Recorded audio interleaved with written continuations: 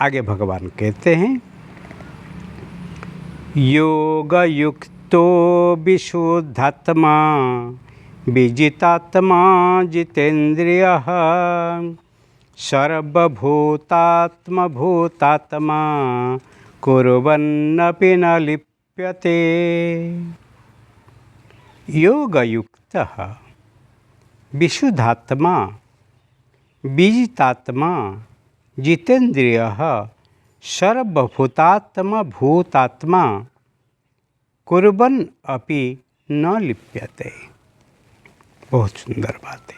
विजितात्मा, बस में किया हुआ है शरीर जिसका ऐसा। जितेंद्रिय,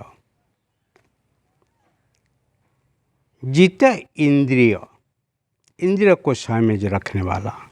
विशुद्धात्मा, विशुद्ध अंतकरण वाला जो है।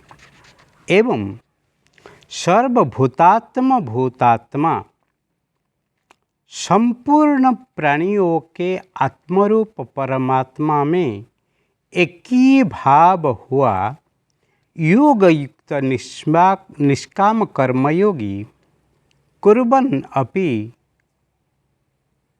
कर्म करते हुए भी न लिप्यते, लिपायमान नहीं होता। यहाँ पर भगवान कहते हैं, जो मन इंद्रिय को ही स्वयं करके मन को ही आत्मा में लीन कर दिए हैं, ऐसे जो विशुद्धात्मा के जीवन कैसे है। विजितात्मा, बस में किया हुआ है शरीर जिसके ऐसा।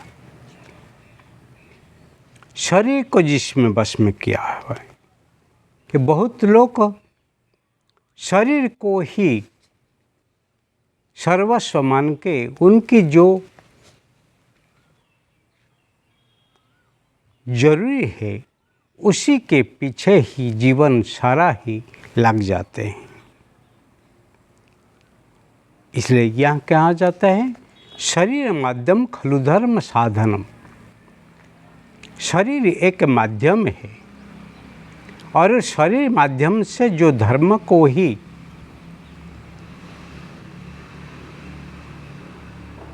धारण करना है, जो धर्म की पालन करना है, उसी के लिए जो शरीर को उपयोग करते हैं वो ही जितेतात्मा, विजितात्मा।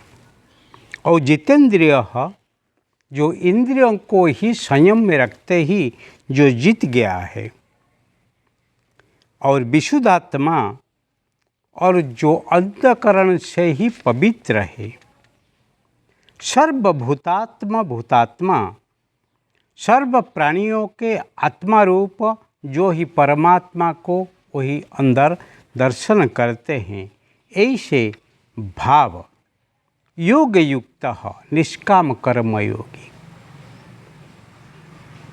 ऐसे उच्च गुणवत्ता वाला योगी कभी आलसू नहीं होते हैं। ब्रह्म को जानते हुए भी स्वांत सुखाय जगत हिताय, वही सतत कर्ममुखी होते हैं, कर्म करते ही रहते हैं, परंतु कर्म के फल के प्रति कोई आसक्ति नहीं रखते हैं।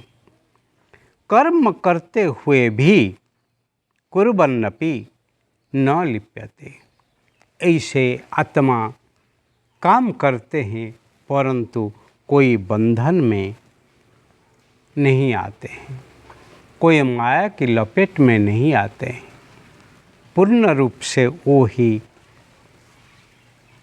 मुक्त हो के जीवन जीते हैं।